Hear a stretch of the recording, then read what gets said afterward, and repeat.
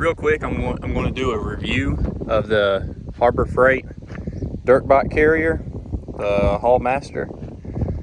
I've had it for just about 3 months now. Probably have put close to 2,000 miles carrying my dirt bike, and I'm hauling it with a two-door Wrangler, but it does pretty well. I was afraid from Harbor Freight because I've seen some reviews, but I got this for, it was $129 at the store, and I got a 20% coupon off. You just have to Google it, you'll find one. They usually have them. And so I got it for, I think it was right at like $105, $110 after tax. The way I set mine up is you have the two tie down points on each side. And then what I do, just to make sure, I run a third tie down to the roll cage of the Jeep. And just this one tie down alone, I can actually haul my bike. I just throw the extra two on just because, for extra safety. But I'll show you how sturdy it is. As you can see, the whole Jeep rocks. You can literally not coming off. It is very durable. It has, if you want, has these turn dials, so that way you can put them on your wheels if you have a larger motorcycle. I don't use them because my dirt bike tire is too slim. You have your ramp here.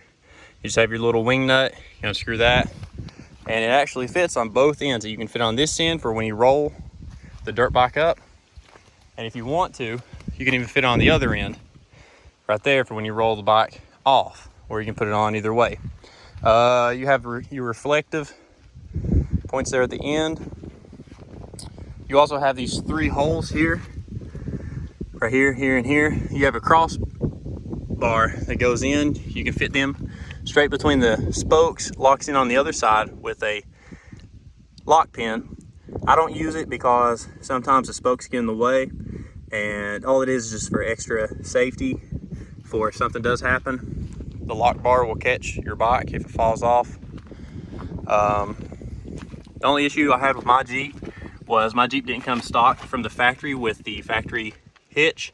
That's a Quadratec Class 2 receiver. You see the lock bolt right there, and then the hole straight in front right there is where your dampening brackets go.